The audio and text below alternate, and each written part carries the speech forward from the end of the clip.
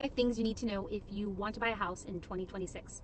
The first thing you need to know, and the most important, is getting pre-approved. That will tell you two things: how much you could afford and more or less what your monthly payment would look like. The second thing you need to know is about closing costs. Closing costs are in addition to the down payment. So on closing day, you will need money for the down payment and the closing cost.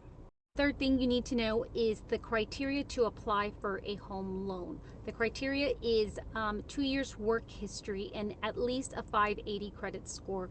I would aim to, applying with a higher credit score so you could get a better interest rate. Therefore, you will have a lower monthly payment. Fourth thing you need to know is the types of loans with their minimum down payment. The most commonly ones that are used are conventional. The minimum down payment is 3%. FHA minimum down payment is 3.5%, and VA 0%.